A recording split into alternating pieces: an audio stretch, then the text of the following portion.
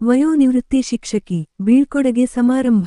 ಮರಿನಾಯಕನಹಳ್ಳಿ ಶಾಲೆಯ ವಯೋನಿವೃತ್ತಿ ಹೊಂದಿರುವ ಮುಖ್ಯ ಶಿಕ್ಷಕಿ ಜಯಮ್ಮರವರಿಗೆ ಬೀಳ್ಕೊಡುಗೆ ಸಮಾರಂಭ.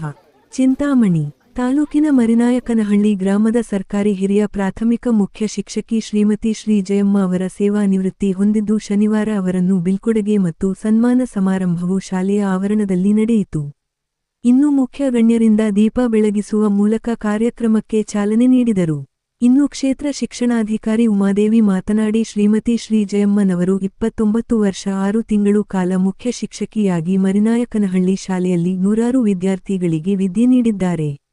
ಅವಕಾಶ ದೊರೆತಾಗ ನಿಸ್ವಾರ್ಥದಿಂದ ಸೇವೆ ಮಾಡಿದರೆ ಸಮಾಜ ಅಂಥವರನ್ನು ಎಂದಿಗೂ ಮರೆಯದು ಎಂದರು.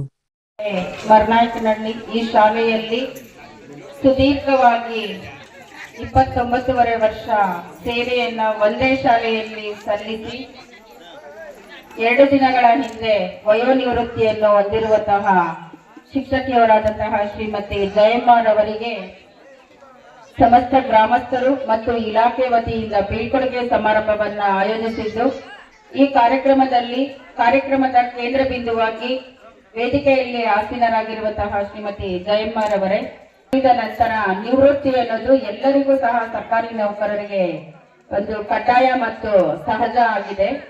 ಅದೇ ರೀತಿ ಈ ಶಾಲೆಯಲ್ಲಿಯೇ ಸೇವೆಗೆ ಸೇರಿ ಶ್ರೀಮತಿ ಜಯಮ್ಮರವರು ಸಹ ಶಿಕ್ಷಕಿಯಾಗಿ ಸುದೀರ್ಘವಾಗಿ 29 ವರ್ಷಗಳ ಕಾಲ ಒಂದೇ ಗ್ರಾಮದ ಒಂದೇ ಶಾಲೆಯಲ್ಲಿ ಬಹಳ ಉತ್ತಮ ಶಿಕ್ಷಕಿಯವರಾಗಿ ಕರ್ತವ್ಯವನ್ನ ನಿರ್ವಹಿಸಿದ್ದಾರೆ.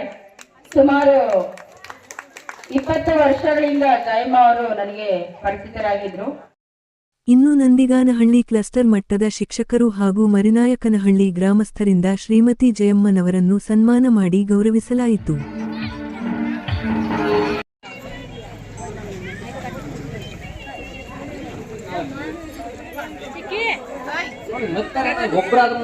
ಈ ಸಂದರ್ಭದಲ್ಲಿ ಚಿಂತಾಮಣಿ ಕ್ಷೇತ್ರ ಶಿಕ್ಷಣಾಧಿಕಾರಿ ಉಮಾದೇವಿ, ಸಿಆರ್ಪಿ ಚೌಡರೆಡ್ಡಿ, ಎಕ್ಸ್ಆರ್ಪಿ ಶಿವರಾಜ್, ಅಶೋಕ್ ಕುಮಾರ್, ಇಕು ಶ್ರೀರಾಮರೆಡ್ಡಿ, ನಾಗೇಶ್, ಬಿಆರ್ಪಿ ಈಶ್ವರರೆಡ್ಡಿ, ವೆಂಕಟೇಶ್ ರೆಡ್ಡಿ, ಅವಣಿ ಆನಂದ, ಉಮಾಶಂಕರ್, ಬೆಂಗಳೂರು ಪೊಲೀಸ್ ಇಲಾಖೆ ಮತ್ತು ಊರಿನ ಗ್ರಾಮಸ್ಥರು ಹಾಜರಾಗಿದ್ದರು.